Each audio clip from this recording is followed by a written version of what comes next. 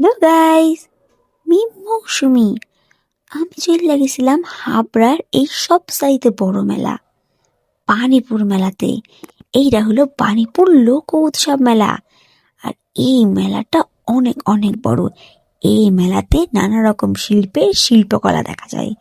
এখানে নানা রকম হস্তশিল্প থেকে শুরু করে বিভিন্ন রকমের শিল্পের শিল্পকলা সুন্দরভাবে তুলে ধরা হয়। এখানে দূর দূরান্ত থেকে মানুষ আছে। আর এই মেলাটা প্রচুর বড় হওয়ায় এই মেলাতে ঘুরতে অনেক অনেক সময় লাগে। আর এই গ্যাস বেলুনগুলো দেখো কত সুন্দর, তাই না? আমার তো গ্যাস বেলুন ভীষণ ভালো লাগে। এরপর আমি গুটি গুটি পায়ে চলে গিয়েছিলাম এই পাঁপড়ের দোকানে। আর এখানে দেখো কত রকমের পাঁপড়। এখানে রং বেরঙের পাঁপড়। আর আমি এখানে এত পাঁপড় দেখেছি যার অর্ধেক পাঁপড়ের নামই আমি জানি না। এখানে নানা ধরনের পাঁপড়ের নাম আছে। আর পাঁপড়গুলো খুব কালারফুল ছিল। আমার তো দেখতে দারুণ লাগছিল। ওখানে নানা ধরনের ডালের বড়ি ছিল। এরপর আমি গুটি গুটি পায়ে সামনের দিকে এগিয়ে গেলাম। মেলাটা এত বড় যে খুব আস্তে আস্তে হেঁটে যেতে হচ্ছিল, কারণ তাড়াহুড়া করলে ভিড়ে ঠেলাঠেলি খেতে হবে। আর তোমরা তো দেখতেই পাচ্ছ এখানে কতটা ভিড়। আচ্ছা বলো তো, এখানে এত ভিড় কিসের জন্য? দাঁড়াও দাঁড়াও, আমি তোমাদের বলছি কিসের জন্য এখানে মানুষ এত ভিড় করেছে।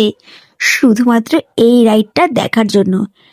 এই রাইডটা যার হাড় দুর্বল সে যদি ওঠে তাহলে তার স্বর্গের সিঁড়ি একদম কনফার্ম ধরে নাও। এই রাইডটা দেখে আমার ভয় লাগছিল। এরা কি করে এই রাইডটা চড়ছিল! উফ, আমি তো অবাক হয়ে যাচ্ছিলাম। আর সবাই দাঁড়িয়ে দাঁড়িয়ে এই রাইডটাই দেখছিল। তবে আমি এই রাইডটার নাম জানি না। তোমরা যদি কেউ এই রাইডটার নাম জানো তাহলে আমাকে কিন্তু কমেন্টে অবশ্যই বলে যেও।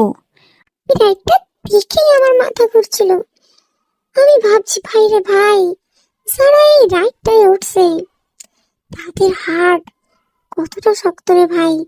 যদি হার্ট একবার দুর্বল হয় তাহলে ভগবানের কাছে যাওয়ার জন্য স্বর্গের সিঁড়ি একেবারেই হাতের মুঠোয়। তবে বস, কি জানো তো, জীবনটাকে উপভোগ করতে হলে একটু রিস্ক তো নিতেই হবে।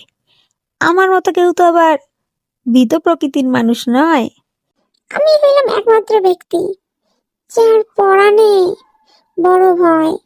আমি সব কিছুতেই জানি একটু বেশি ডরাই। তাই আর কি কব, আমি রাইডটা দেখে গুটি গুটি পায়ে চলে এলাম এই দোকানটায়। মেলায় গেছি মেলা ঘুরতে,